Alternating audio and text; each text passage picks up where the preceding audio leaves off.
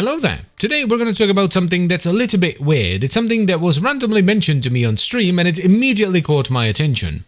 That thing is melee Zephyr. Now I know what some of you might be thinking. Melee Zephyr, really? Is that really worth doing though? Why not just use a gun? Well, yeah. The idea of this build is actually very similar to a regular Zephyr build. We use our tornadoes to propagate our damage, but instead of using a gun, we're using a melee weapon with a chunky heavy attack, in this case the Fragger Prime. For Zephyr herself, we want to get a decent amount of duration with high efficiency and as high of a range as we can possibly squeeze in. In my case, that's 167% duration, 170% efficiency, and 190% range. On top of that, I like to run Rejuvenation as my aura so that I'm recovering health under turbulence, Rolling Guard to provide immunity to status effects if necessary, but to also recast turbulence without getting one shot, and I top it off with Arcane Healing for radiation resistance and Arcane Resistance for toxin resistance. Though these aren't necessary because you can simply hide in operator mode until the procs fall off. For the melee weapon, I chose the Fragger Prime because it's a big old bonker, however I am running it with gas damage. Gas works really well with this setup because the enemies are all bunched up in your tornado, so when gas procs on one of them, all of them will get hit. Also, the reason I'm running Drifting Contact here is because I was simply too lazy to put on another forma so that I can run melee prowess, but it doesn't make that big of a difference. It's about 9% status I think, which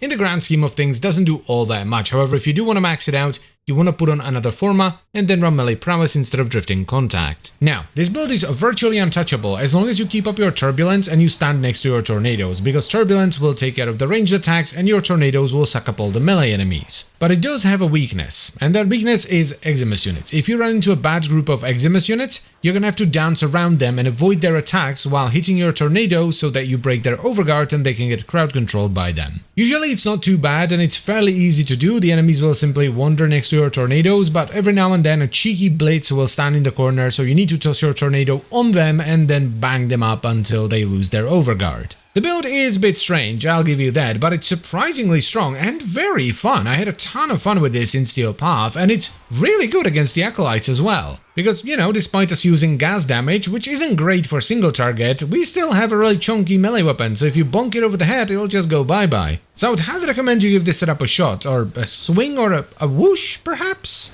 I don't know. Also, there is no reason for you to run the exact same stats that I'm running. If you want more range on your tornadoes, give your tornadoes more range. If you would like to be a little bit chunkier and safer, you can do that too. If you don't have the Fragger Prime or you would rather use a different heavy attack melee weapon, do that. This is just what I landed on and it seems to work really well. I like it. And that is pretty much all there is to say about it, so I thank you very much for watching. I hope you've enjoyed the video and found it helpful. I hope you'll give this setup a shot because it is really fun and very strong. And I'll see you next time. Bye-bye.